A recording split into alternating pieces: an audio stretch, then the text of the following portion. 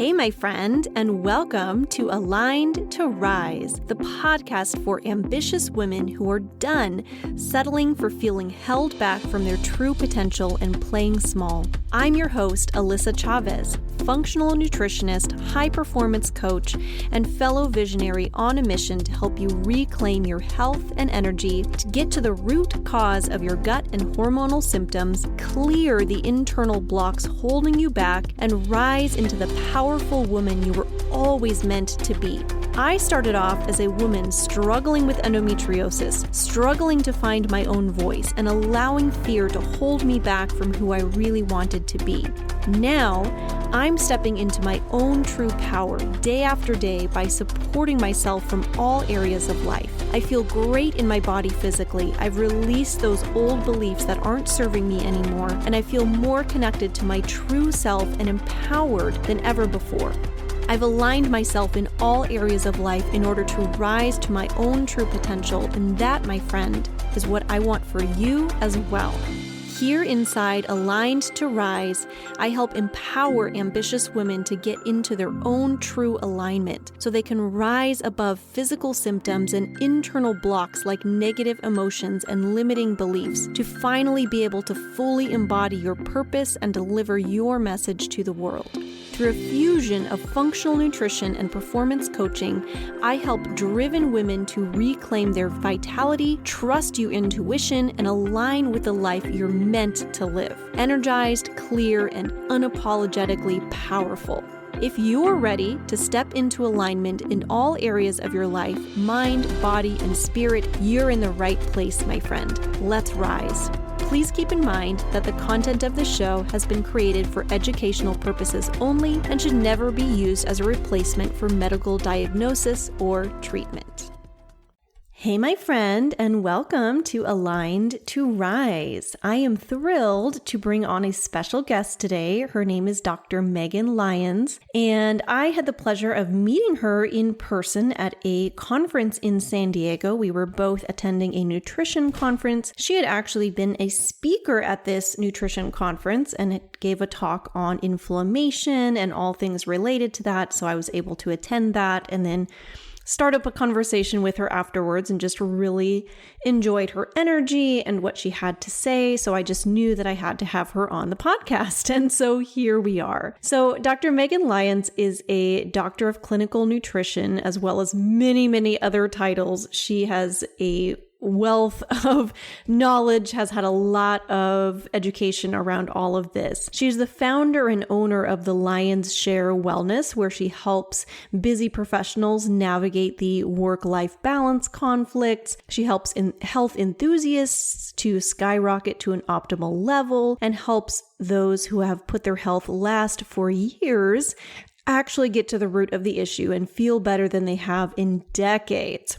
So she's had that business going for 12 years now. She loves working one-on-one with clients. She also is a podcast host herself. Her podcast is called Wellness Your Way, so definitely go and check that one out as well. And she also has a book out called Start Here, 7 Easy Diet-Free Steps to Achieve Your Ultimate Health and Happiness, which was an Amazon top 10 bestseller in nutrition. So many fantastic things to check out. I'll let her share more about all of that, but I think it's also fun to know that Megan received an undergraduate degree from Harvard University, which is pretty awesome. She also attended Northwestern University. She's also a graduate of the Institute for Integrative Nutrition, has a master's in holistic nutrition, is double board certified as a clinical nutritionist and holistic nutritionist. And like I mentioned, she also is a doctorate of clinical nutrition. So many things. And I know she has so much to share with you all today. So I'm excited to dive in with her. So I hope you all enjoy. All right. Hi, Megan. Thank you so very much for being here today. I am so excited to dig into this conversation. It's going to be so much fun. So thank you for coming on here today. Yeah, thank you so much for having me, Alyssa. It's been a short time that I've known you, but you were just such a ray of light when we met in San Diego, and I've been looking forward to this moment since then. Awesome. Same here. It's so fun. That's why I love going. We were actually just having a little conversation right before we hit record about the importance of human connection and getting to know each other and support each other and all of that along the way. So, I love that we were able to bump into each other and connect and continue Yes. this beyond all of that. So, yay. Yay. Yes.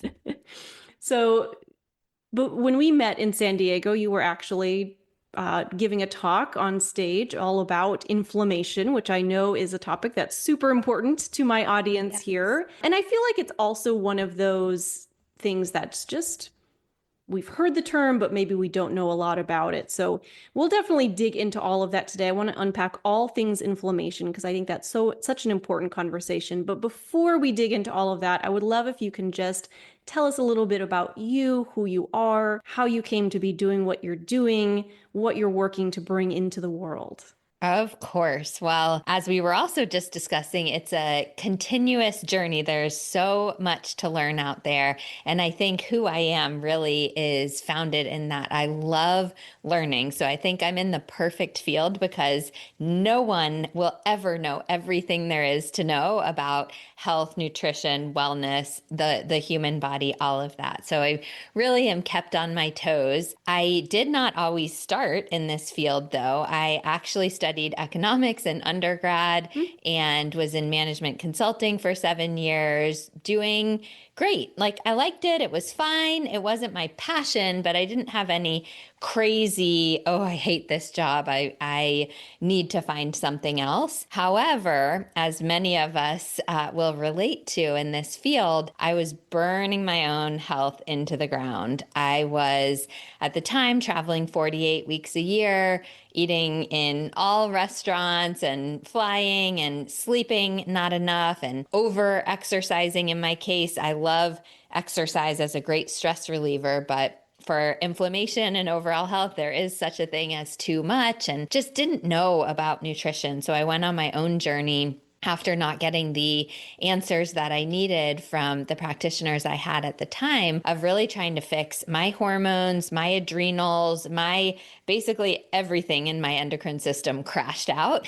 And through that journey, I just couldn't help but want to share it with other people. So you and I both know when you experience health, it's like, wow, what a gift. I wish everyone out there had that. So I started as a health coach in 2014 and opened the Lyons Share, which is my business then. I have then gotten another master's, a doctorate, a couple board certifications, just keep on piling on and learning and love sharing that knowledge with my clients. We have just a small team of functional nutritionists at the Lyons Share and speaking and meeting all the cool people like you on podcasts and just doing everything I can in this world. Fantastic. I love that. I feel like so many people in the wellness space got into this because of our own journeys and Yes. but I love the turnaround of that. It's like, okay, I've experienced this transformation in myself. I need to bring this into the world. And I think that's so Yes. powerful. So thank you for that. Of course.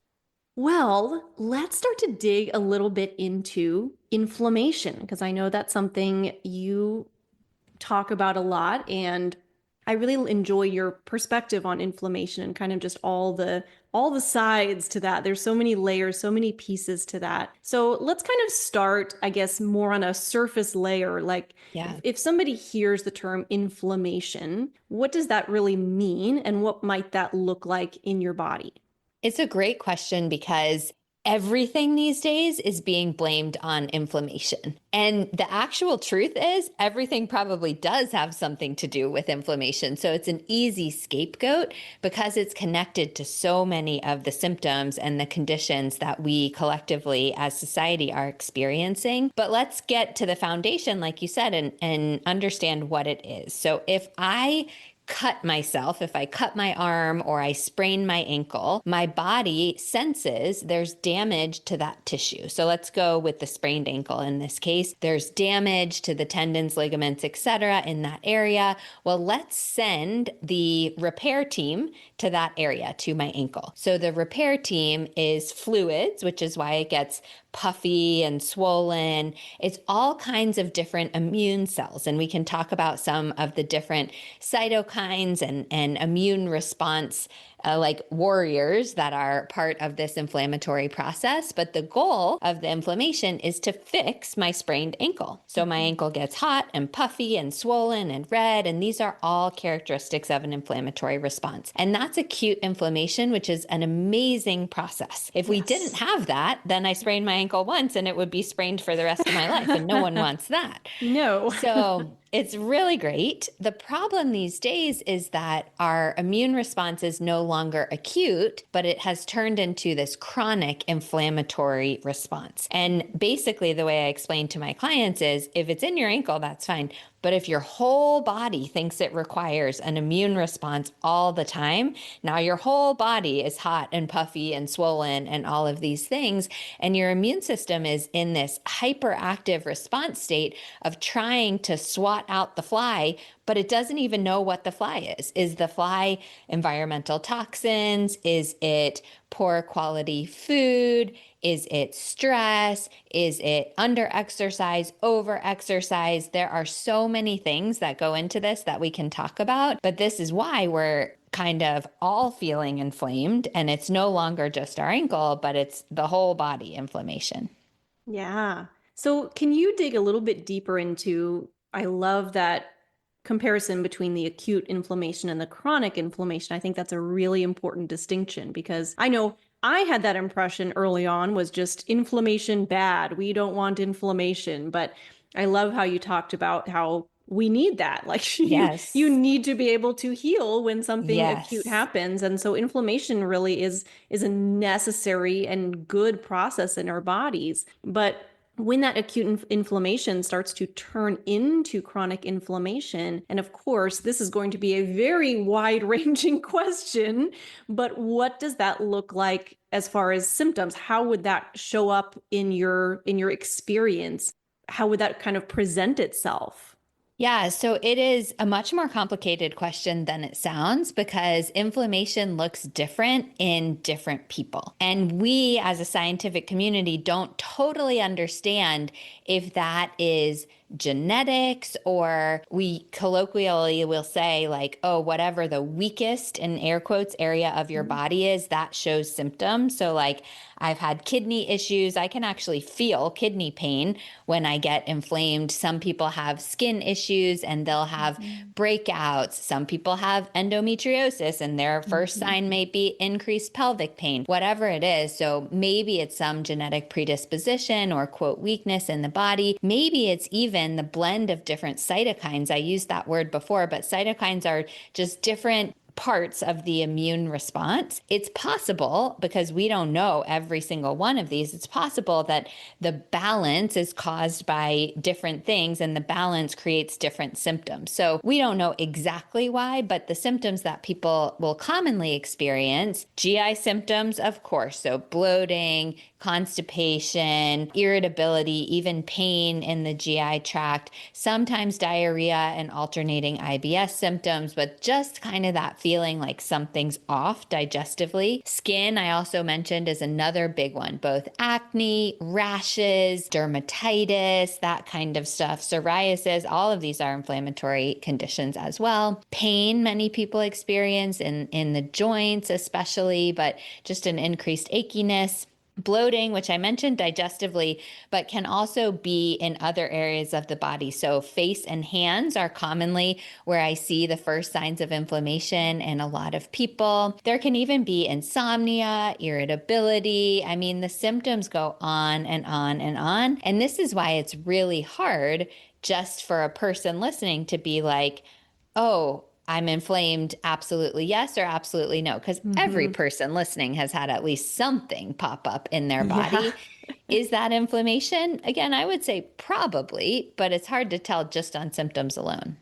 Yeah. So I know another piece that you were talking about when it comes to that is as far as like, how do you know if there's inflammation happening in your body? You were talking about some of the lab markers, like the just on blood work, some of the things that are commonly checked in your doctor's office anyway, or that you Yeah. could potentially request to have looked at? What would be some of those common lab markers, and what would you be looking for as far as if you're trying to optimize your health and get that inflammation down in your body? What would that look like as far as the numbers on the labs? Yeah. So let's first talk about the standard blood panel and what insights in there might be related to inflammation. And then I'll give you a couple of the tests that I love to have people ask for or love to order.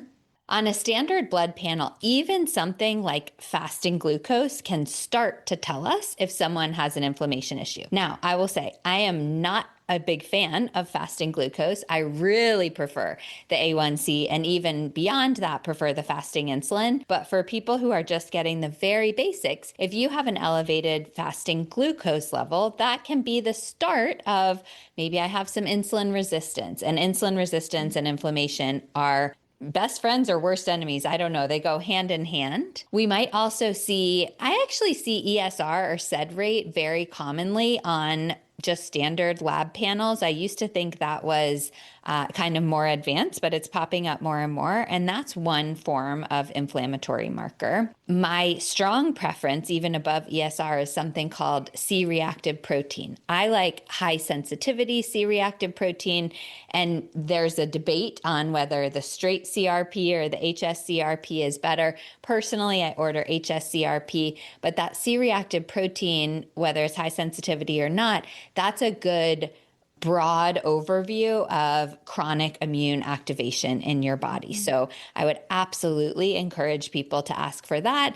And I don't see people getting much pushback on that. Then if we want to potentially go further, if someone has insights into maybe what is the root cause, like if it is potentially hormonally related, maybe we do a Dutch test or we do some more in-depth look at hormones. Maybe this person hasn't yet focused on eating a nutrient-rich diet, so we might do a micronutrient panel because so many of these micronutrients are essential at helping the body reduce inflammation. If they're experiencing lots of gut symptoms, maybe a stool test. I like the Gut Zoomer, but there are so many good ones out there. And then last, I would consider maybe an omega panel because omega-3 fatty acids are really important for reducing our inflammatory response. Omega-6 fatty acids are really important as well. We don't want zero of those. Like you were saying, we need inflammation, but that balance can help us identify if someone is a little bit off in their inflammatory response.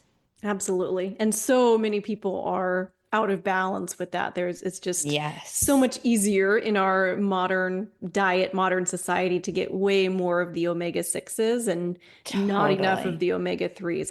I've found, even in my own personal journey, I have to be really intentional about making sure that I take in the omega 3s in order to balance that out. So that's definitely a I'm the powerful one. same way. I Yeah. mean, it's so funny as practitioners. I don't know if you do this, but I definitely do. I'm like, oh, yeah, I eat so well. My labs are going to be Sure. so great. And sometimes they are, and that's amazing. And Yeah. sometimes they're not. And that's also amazing. It's really good information. I love testing. I realize it's so expensive these days, and I'm very much hoping that all of these costs go down. But the more Hmm. information we have, the better in tune we can be with our own body. And Hmm. our body is smarter than any lab test out there. So if someone feels inflamed but doesn't have access to these labs, then all the interventions we're going to discuss will still help. There's Yeah. nothing we're going to do that is designed to reduce inflammation that's bad for you. Like, Sure. drinking more water or getting some sleep or Oh, whatever, yeah. that's not bad for almost everyone. Oh, So yeah. it's a good bet.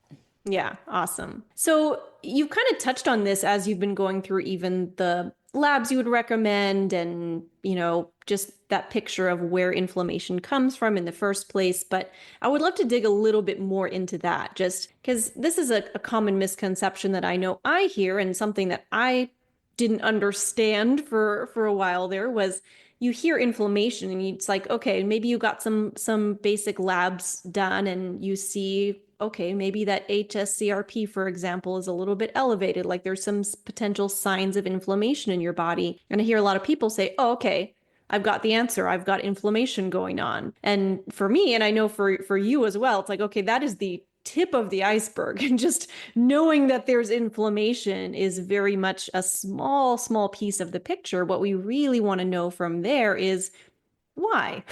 Why is your Yes. body inflamed? Why is that?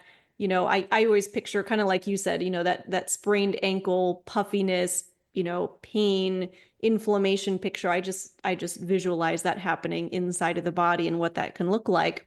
But can you share a little bit about, and I know this is again a kind of a wide question, but Yeah, it's a good one. what are some of the common areas that you would look if you know that somebody's struggling with inflammation? Maybe you've seen some signs on some of the labs that you've run, or are just seeing signs based on symptomology in somebody's body. What are some of those root causes of inflammation that you would be thinking about? Yeah. So most of the people who come to me one to one, they've tried a lot of things. And so they're Mm-hmm. going to be more of the complicated cases, which I'll discuss. But at a very foundational level, because I love nutrition the most of any of this stuff that we talk about, our diet is very inflammatory. Our collectively, like our standard American diet, is very inflammatory. And so once I start talking about the things that cause inflammation in the diet, people A, get a little scared and think I'm going to have them remove all of those 100% for the rest of their lives, which is not true. And B, they can start seeing, oh yeah, I can see where my inflammation is coming from. So inflammatory foods, I have a chart which we could even link in the show notes, with one column is inflammatory, the other is anti-inflammatory. And the inflammatory side is alcohol, it's ultra processed food, it's added sugar, it's refined grains, low quality refined grains. It's gluten for most people, many people, dairy for many people, especially lower quality dairy. It's lack of sleep, it's stress, it's this under and over exercise. It's all of these things. That is our standard American diet and lifestyle. So I read a statistic at one point, I don't know if it's changed by now, but the average American consumed gluten at the time 8 to 14 times per day, which Mm, is a lot. So that is a even if lot. you don't have celiac disease or you don't need to avoid gluten altogether, we're getting those refined grains, probably packaged with added sugar and Sure. inflammatory oils and whatever, many times a day. And we're pretty deficient collectively in the anti-inflammatory side, which are those dark colored vegetables and fruits, the water, the good quality protein, the healthy fats for those omega-3s, the stress management, getting us into parasympathetic state, sleep, all of that. So at a foundational level, going back to your question, if our diet and lifestyle is pushing us down the inflammatory path, that is a root cause. You could Mm-hmm. also say, well, what is pushing the person towards the inflammatory diet? Do they have neurotransmitter imbalances that are making them crave sugary foods? So maybe it's not the root, but that's a place to start. Yeah. Beyond that, I would say a couple of major categories. So, gut health for sure.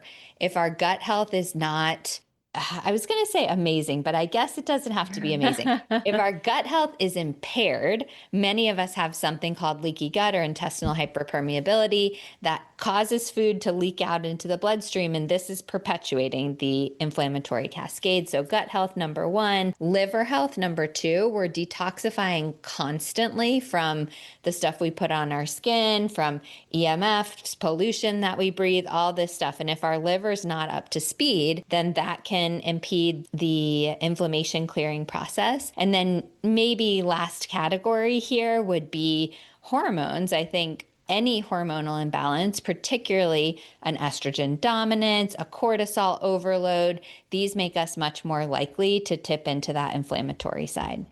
Awesome. Yeah, thank you. And so much of that just lays a good foundation. So I know the way that I think of it, and I think you take kind of a similar approach, is like, let's start with the foundational pieces like that, because Yes. I think so many people are, when you think I'm looking for deeper answers, deeper solutions for what's going on, I think a lot of people picture it has to be some really complex protocol and, spending tons of money on supplements and all the things. But for so many people, you can find so much support in your body just by doing the things you were talking about, even if it's just, and I would definitely love if we can link to that resource you were talking about in Sure. the show notes, but just looking at inflammatory foods versus anti-inflammatory foods, and even just making some of those small shifts. Let's reduce some Yes. of these, even if it's, taking slow and steady steps. Maybe we're not completely eliminating everything, but really just reducing those and increasing these over here, and just starting to make some of those small swaps that can really end up being those nice sustainable changes in the long run. Some of the lifestyle stuff you were talking about, just, are you sleeping well? Are you moving your body in appropriate amount? I mean, there's so many small pieces that I feel like so many people's like, yes, I know that, Hmm. but are you really doing that? Yeah. I totally agree with what you just said. And I especially want to triple hit back on the point that you mentioned, which is we don't have to go on one side only. So it Yeah. would be a complete lie to say that I'd never touch anything in the inflammatory side. Yes, I Yeah. have stress. I'm a human. I happen to love dark chocolate and I have Oh, that yeah. every single day, which I love. I mean, do I dabble in some of the other stuff? Of course. Hmm. And I live primarily in the anti inflammatory side. So, for people listening, I like to use a seesaw as an analogy or a bucket. Some I'll just do whichever one I prefer. But today, let's do the seesaw. If your seesaw is tipped towards the inflammatory side because you're just putting too much weight in those things, the processed food, etc., well, we don't have to get off the seesaw altogether. All we have to do is Hmm. just way down the other side. So, really focus on what can we add in? Can we add in more vegetables? Can we add in more water? Can we add in a walk? And that stuff, as we both know, naturally crowds out some of the inflammatory side. Hmm. So just by doing that, all we have to do is get that seesaw to tip just slightly to the anti-inflammatory side. And most times, many of the symptoms will resolve. Yeah, absolutely. I love that. And I really like the seesaw analogy. I've heard the bucket analogy a lot more, but I Yes, kind of like the seesaw, like just tipping the scales the other direction. that's Because right. I know, and this is something we were again talking about a little bit before we hit record here, and we can definitely bring a little bit of this conversation in too. What I see happen a lot, and I'm sure you've experienced this as well, and probably many of my listeners here as well, where you hear about all these foods that can be inflammatory. You hear about, you know, lifestyle habits and things like that that can impact the inflammation, that can contribute to maybe the pain you're experiencing, whatever's going on in your body. But what can happen sometimes is that you become so, I'll use the word obsessive about Yep. trying to do it all perfectly, that it becomes super stressful. Maybe you're out Yes. with friends and it's like, oh, I can't eat any of that because that's inflammatory, that's inflammatory, that's inflammatory. I'm just going to eat this small little pile of lettuce over here. And, Oh, it's like that yes. overly, Yes. perfectionist tendency. And I love the way that you talk about the scales, because I'm the same way, and I tell my clients this all the time. I'm not perfect. Sometimes I'll be out to dinner and I want a glass of wine, and I'm going to have a glass Yeah. of wine even though I know alcohol is not the best thing I can possibly put in my body. I know that I pack my body so much with the veggies and the antioxidants and the omega-3s, a lot of these things that we've touched on, so that it can balance the scale. And also know that our bodies do have processes. We have a liver, we Yes. have kidneys, we have processes for detoxifying your body when it does come in contact with this stuff. It's more a matter of finding that balance, like you said, and reducing the amount of more inflammatory practices so that your body is better able to handle that stuff when you do come in contact with it. Totally. I love what you just said. And I just went on vacation a week and a half ago, and I just posted on Instagram how I drink more alcohol. I drink alcohol very rarely, but on Sure. vacation, I was in Mexico. I was Oh, celebrating my yeah. anniversary. Like I totally drank there, and still in moderation, safely, all of this. But it's important to make that assessment. Okay, in Mexico for my anniversary, this was worth it. And I did all this other anti inflammatory stuff and I felt great, totally fine. That Hmm. then translates into, okay, I didn't feel bad with alcohol. So should I have 2 drinks a night every single night for the rest of my life? Well, no, we get to decide what's worth it for us. And so I ask my clients to picture themselves watching a movie. And let's say they go out to dinner with their friends, like you said, and they look at the menu and they're like, oh my gosh, everything's inflammatory. I'm just going to get a pile of lettuce. Well, if they're watching that movie, they're probably cringing. They're like, come on, Megan, just eat the fish cooked in inflammatory oil, or eat the bread, or eat the whatever the person was thinking about. Or if they go out to dinner and they say, forget it, I'm going to just go all in and I'm going to eat fried chicken and french fries and a milkshake and top it off with a pizza. They're also cringing watching that movie. It's Yeah. like, no, don't do it, Megan. You're going to feel terrible. What we want is to be able to watch that movie and smile.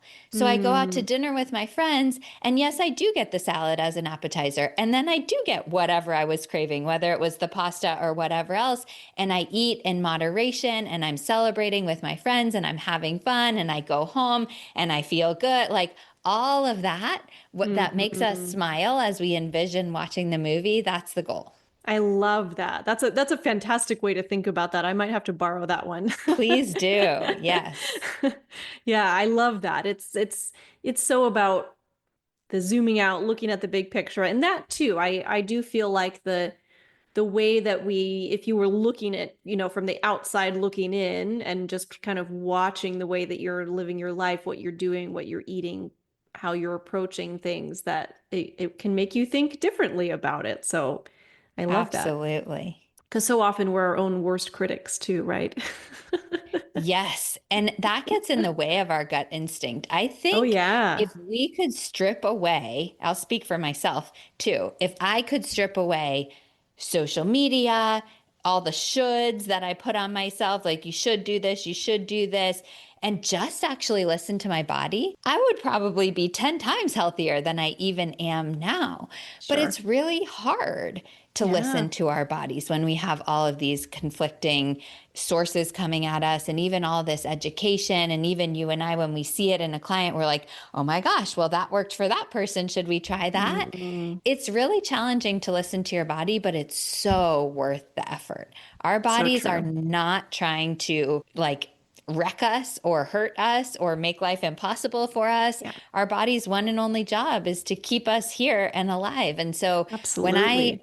have something frustrating, I'm like, just try to check in. What are you telling me here? I know I don't get Yes. it, but what do I need to understand about this symptom? Yeah, absolutely. That's the way that I've really worked on shifting my perspective with that, as well as just, symptoms are not your body punishing you. Symptoms are your Yes. body trying to tell you something. And Yes. it's a form of communication, right? Because our bodies can't, vocally speak to us. Your uterus isn't going to just open its mouth and start talking to you one day, or any No, other I part of your wish. body. Sometimes that would be nice. Yeah. But the symptoms that come up are your body's way of telling you what's going on, where you might need more support, where you might need to give yourself a little bit of love and nourishment and all the things. So yeah, I Yes. love that. That's a great perspective on that. So we've talked diet and lifestyle and all of the things. One of the other pieces that you mentioned, which is definitely something that I talk about a lot, something I've really become passionate about as well, because it was definitely a big game changer for me, was the gut health piece of it. You mentioned that when it comes to inflammation, that it's definitely something that's important to look at. So I would love if you can unpack that even a little bit more. Why is it important to look at gut health? What kinds of things are you looking for? And what are some of the things that we can do to help to support your gut, even just on a foundational level? Yes, great question. And I think it's two major reasons why they're so connected. The first one is that so much of our immune system resides in the gut. So you can get different statistics everywhere. It's 70, 80, 90% of the immune system is in the gut. And if we think about it, that makes sense. Where do we come into contact with most potential pathogens or foreign invaders? It's the food we eat. So our gut needs to be hypervigilant to say this is friend or this is foe. Now, if our immune system is already overly hyperactive because of chronic inflammation, then the gut kind of bears the brunt of this, and it goes both ways. So the chronic inflammation creates more gut symptoms. The gut symptoms then create more inflammation, and the vicious cycle spirals. And related to that, but slightly different, is this phenomenon called leaky gut or intestinal hyperpermeability. And again, statistics vary, but what I latch on to is up to 70% of American adults will get intestinal permeability at some point in their lives. Basically, what this is that our gut lining, which is super, super thin, one cell thick in some areas, it's supposed to be very tight. So the food I eat, let's say I eat broccoli, it stays in my gut and doesn't go into my immune system. Maybe little, like a teeny bit of vitamin C goes through the gut lining or whatever, but the broccoli itself stays in the gut. Now, because of modern lifestyle, stress, antibiotics, we can talk about all the things. There is something called zonulin, which I think of as the gatekeeper to this gut lining, and it just kind of gets a little loosey-goosey. So now those tight junctions now have more space in between. And now all of a sudden, a teeny little microscopic chunk of broccoli actually slips into my bloodstream from my gut. And my body says, what the heck is going on here? There's not supposed to be broccoli. So it mounts this immune response, which is an inflammatory response, and all around the gut, but then into systemic circulation, we have this increased inflammation. So because of the interaction between the immune system and the gut, and because of our predisposition towards leaky gut, all of this, it's like the chicken or the egg. Who knows where it starts, but we know it's connected for sure. Yeah, absolutely. Yeah. I find the gut to just be so fascinating. Yes. There's so many layers to it, and probably still so much we don't know and don't understand about it, but at least that, just even knowing how things work, what the interaction is between your gut and inflammatory symptoms that you're feeling in your body. And I know for so many people it does actually present itself as gut related symptoms. I see a lot of the bloating and constipation and just abdominal pain, all the things that can really be directly associated. But like you were mentioning before, there's a lot of symptoms that may not seem directly related to the gut, but are. Totally. Because it can show up anywhere in your body, right? That is absolutely right. Now, I'm going to say something a little controversial, and if you Go want to for it. edit it out, you can. I see about 60 to 70% of my clients are female, and the rest are male. And I love seeing male clients, honestly, because they'll tell it like it is. It's very simple, surface level often. But the men do not talk about their gut. They will say, oh no, digestion's fine, move on, digestion's fine. And oftentimes it's not, but you really have to probe to get them to talk about it. Or oftentimes they think that's normal. Now, women in general are much more in tune to, oh yeah, I am bloated. Oh yeah, that bowel movement did not feel good. Or like I've been having more trouble in that area. Or yeah, I did notice I went to the bathroom 7 times yesterday. That's not Sure. good. So I give us women a lot of credit for being so in tune to the gut. I also know that can make us a little bit on the obsessive side, like you said, like, oh my gosh, am I bloated? Oh my gosh, is it a muffin top, or is it bloating, or is my digestion off? Am I going to die? Like, we can spiral very quickly, Oh, myself yeah. absolutely included. So I say all of this to say, if you A, feel like, oh no, my digestion's fine and nothing's wrong, or B, feel like, oh my gosh, the world is going to end because I was bloated on one day, the answer is probably in between for most people. Right. Totally. Yeah. And I think too, because I know this is something, again, that I've experienced. I know it's been a story for many of my clients as well, is the whole, okay, well, I quote unquote fixed my gut already. Let's say we did some gut testing, we worked through some stuff, we've come out the other side, and then all of a sudden you wake up one day and you're bloated again. It's like, oh no, I've slipped back to square one where I started. It's like, well, the goal here wasn't to just fix your gut and then be perfect for the rest of your life. Like, it's normal to have some ups and downs, and Totally. even just, you're, yes, there's some of the chronic piece of it that we've been talking about. That's largely what we're looking to work on as you're supporting your gut. But there's also still going to be acute situations. Maybe you just ate something that your body didn't quite Yeah. agree with, or you had a stressful day, or something else is going on that can impact your gut. And the Yes. goal isn't to just never have a gut symptom again. It's just supporting that overall big picture of how you're feeling.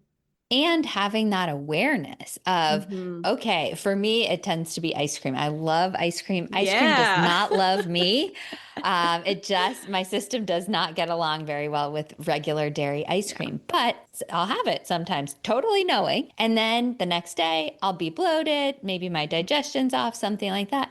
And I just say, oh, thank you, body, for reminding me why I don't do this every day. totally. And how cool is it that I woke up today and I can pinpoint those symptoms Mhm. to the ice cream that I ate last night? Versus many people, unfortunately, are walking around inflamed every single day and they have no idea what's causing it. So I'll give Yeah, my clients this message as a mode of reassurance that you're not a robot. Like you said, Alyssa, you're not going to be not inflamed every single day for the rest of your life and walking around perfect with no symptoms. That doesn't hmm, exist. The goal is just to be aware of this stuff, to lower the inflammation chronically enough so that when you do experience inflammation, okay, you can feel it, you can have a good idea what caused it, and then you can move right on. No problem. hmm. Absolutely. Love that. And while we're kind of on this wavelength too, I would really love to dig into, I know when I had listened to you speak in San Diego also, you had dug into some of the mental side of it as well, and emotional side of it, and how that can impact inflammation and your gut as well. So while we're talking about that, Yeah. particularly stress. And I know you had even mentioned loneliness as being an important Yes. factor. I would love if you can talk about that a little bit and just share, how that stuff impacts your physical body, why that's something we need to be aware of, and again, how we can help to support those systems. Yes. Well, first, I will say if this stuff feels too fluffy to anyone, I used to be you. I like science, I like numbers, I like to see a connection. And for the longest period of time in my own health struggles, I was like, oh, yeah, yeah, yeah, stress, sleep, connection, blah, blah, blah. Like, tell me I need to eat more cherries or something like that. And the answer so often is this more emotional and even spiritual side for so many people. And there is that physical connection. So the largest cranial nerve in our body is the vagus nerve connecting our brain and our gut. And this is a bidirectional superhighway. So just as many messages go from the gut to the brain as from the brain to the gut. If your gut's a wreck, it's telling your brain, oh my gosh, problem. And then we feel anxious, irritable, potentially depression, things like that, brain Yeah. fog for sure, and vice versa. If you feel anxious, then that's sending messages down to your gut. And we know gut's connected to inflammation. So we're starting to understand some of these mechanisms of action. But when we see people in chronic high stressed states, which could be what we think about as stress, like, oh, I have too many emails or too many meetings. It could be, I don't feel connection. I feel lonely. I feel lack of purpose. I feel any of these ways. When we see people in these states, we can actually measure their different cytokines, those inflammatory markers, their cortisol for sure. We can measure the differences in their neurotransmitters even and see what's setting them up for this more inflamed state. So again, we don't have to be perfect. Like you don't have to Mm-hmm. be happy and unicorns and rainbows every single moment of every single Well, thank day. goodness. I know, I wish, but no, it has not happened in my experience. But those things that we do to connect with humans in real Yeah. life too, and feel like we're not just in this cycle of eat, sleep, work, eat, sleep, work, eat, sleep, work, Hmm. that has enormous impact on our inflammation.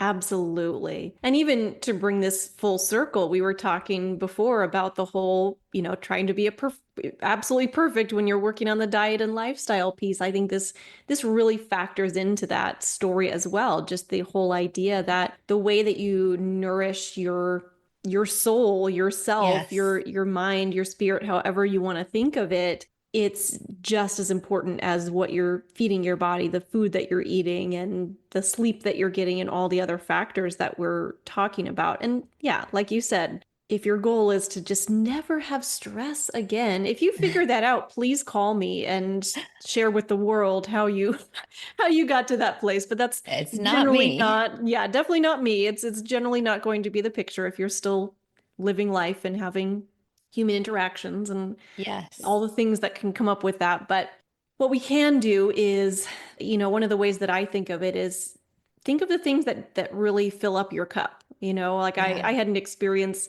just a few days ago. I was hanging with some friends and something came up that was just absolutely hilarious to us. I don't even know what it was, but we just started cracking up and we're just Oh, that laughter where you just like your stomach hurts and your cheeks hurt because you're laughing so hard. And it sounds like such a silly little thing, but it's so wonderful for you, for your body just to experience that. They people say like vitamin J as far as the joy that you're yes. bringing into your life, just those little things that really fill up your cup as opposed to just that chronic internal dialogue that we have of like, oh, I'm not doing enough, I'm not doing it right, I'm not enough, my body is broken, my body hates me. These are just some of the common things that I hear people talk about. And just starting to change a little bit of that conversation and shift the mindset behind it can be a super powerful tool amongst, all of the other tools that we have in our tool belt. I could not agree with you more. For anyone listening who wants some science behind this, I love the book, The Upside of Stress by Kelly McGonigal. It's a little bit old, maybe like a decade old by now, but she really well elucidates how the goal is not no stress. The Yeah. goal is stress connected to purpose and then recovery. Stress connected to purpose and then recovery. And that's exactly what you're saying. You can have a stressful day. You can care about doing great at a presentation or delivering great service to your clients or caring for your kids really well or whatever it is.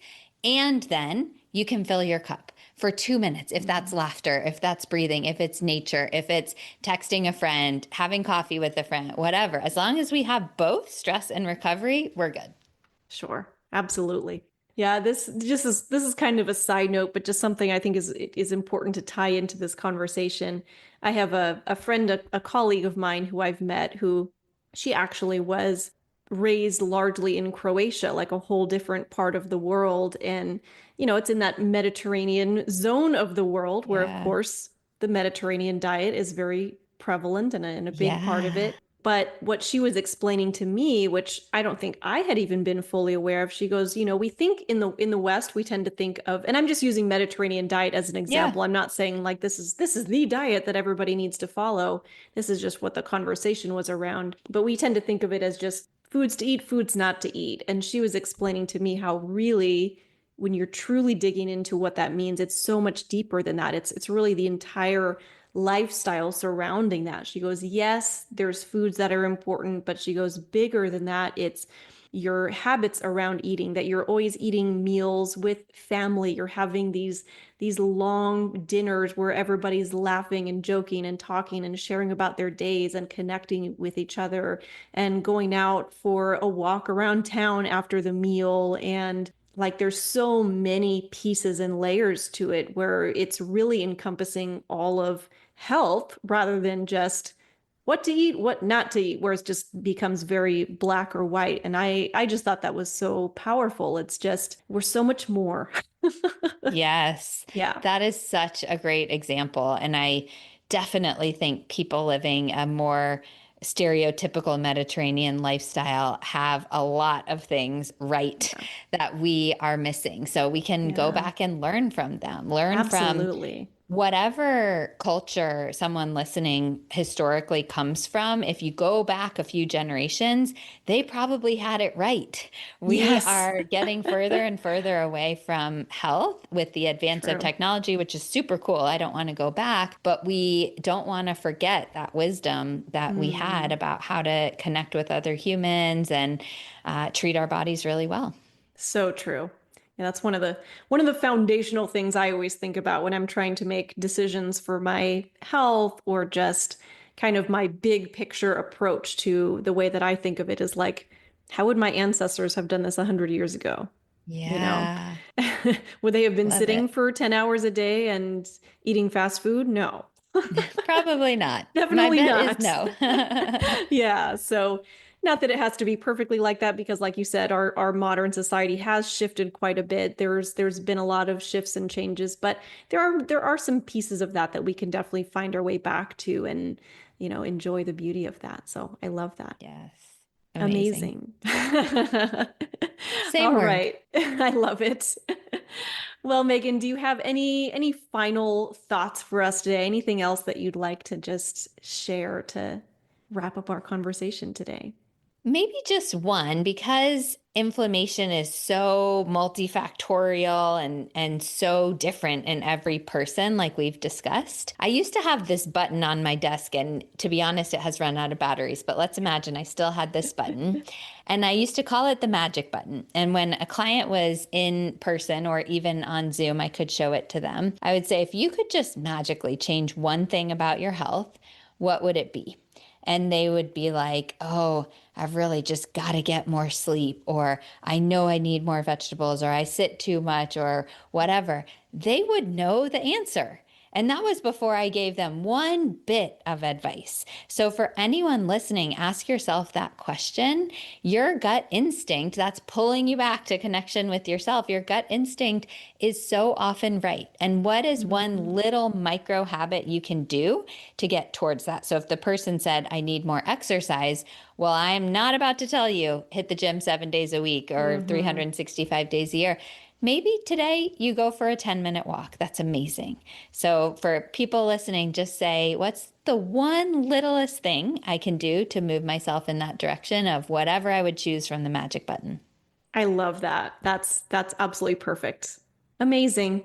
All right. Well, we'll definitely link all of this in the show notes as well, but just for people who are listening, if anybody would like to come and find you, come hang out with you, connect with you more, what are the best places that we can find you? Yes, I have tons of information on many, many different health topics on my website, which is the lyonsshare.org. It's Lyons, Lyons, my last name. And then social media wise, I'm most active on Instagram at the Lyons Share, and my podcast is Wellness Your Way. Fantastic. Well, we will definitely share all those links in the show notes. Be sure to go check it out. And thank you so very much for being here today. Thank you, Alyssa. Thank you. Thank you so much for tuning in to Aligned to Rise. I'm beyond grateful that you chose to spend this time with me, because every step you take toward alignment truly matters. If today's episode sparked something in you, don't forget to grab your free copy of the Aligned Morning Formula. It's your step-by-step guide to setting up your day for clarity, energy, and success in every area of your life. You can find the link in the show notes, or you can head over to www.alignedtorise.com/morning, MORNING, to download it now. And if you loved this episode, please be sure to subscribe, leave a review, or share it with a fellow high-achieving woman who's ready to rise right alongside you. Here's your reminder. You're not here to play small. You're here to feel vibrant, powerful, and completely aligned with your purpose. Keep going. The world needs what you're here to create. I'll see you next time, my friend.